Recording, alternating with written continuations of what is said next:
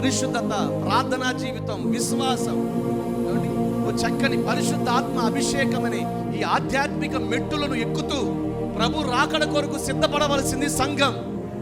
మరి ఈరోజు ఈ మాటలు వింటున్న నీ జీవితంలో కూడా ప్రభు లేఖనాలను బట్టి చెబుతున్నాను, ప్రభు రాకడ వస్తావు అడ్డగిస్తూ ఉందంటే ప్రభు రాజ్యం రాకుండా ఆ యుగ పురుషుడు, ఆ పాప పురుషుడు రాకుండా అడ్డగించుచున్నది ఒకటి ఉంది. అడ్డగించుచున్నవాడు ఉన్నాడు. అడ్డగించేదేమో సంఘం, అడ్డగించుచున్నవాడేమో పరిశుద్ధాత్మ. ఒక దినం రాబోతుంది, పరిశుద్ధాత్ముడు భూలోకం నుంచి ఎత్తబడతాడు, తీసుకువెళ్ళాడు. పరిశుద్ధాత్ముడు వెళ్ళేటప్పుడు ఎవరిని తీసుకెళ్తాడు? సంఘాన్ని. అందుకనే పరిశుద్ధాత్ముడు ఉపదేశాల చేత సంఘాన్ని సిద్ధపరుస్తూ ఉన్నాడు. పెండ్లి కుమార్తె సంఘముగా, కలంకము ముడత లేని సంఘముగా పరిశుద్ధాత్ముడు సిద్ధపరుస్తూ ఉన్నాడు. పాపములో నుంచి విడుదల కొరకు, పవిత్రమైన జీవితం కొరకు, సమర్పణ కలిగిన జీవితం కొరకు, ప్రతిష్ఠిత కలిగిన జీవితం కొరకు పరిశుద్ధాత్ముడు సిద్ధపరుస్తున్నాడు. దేని కొరకు?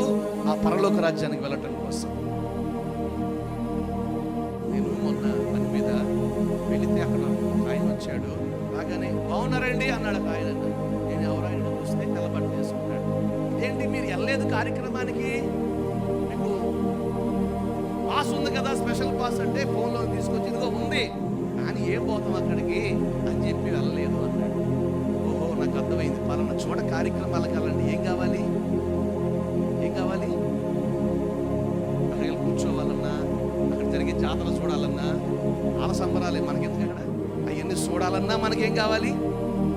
కానీ పరలోకానికి వెళ్ళడానికి, ఈ భూలోకానికి ఇన్ని పాసులు అవసరమైతే మరి పరలోకం వెళ్ళడానికి ఇంటికే వెళ్ళిపోతామా?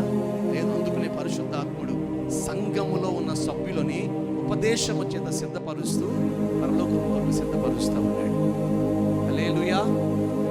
ఈరోజు దేవుని సేవకునిగా ఒకటే చెప్తున్నాను, మన కొరకు శ్రేష్టమైన స్వాస్థ్యం ఉంది.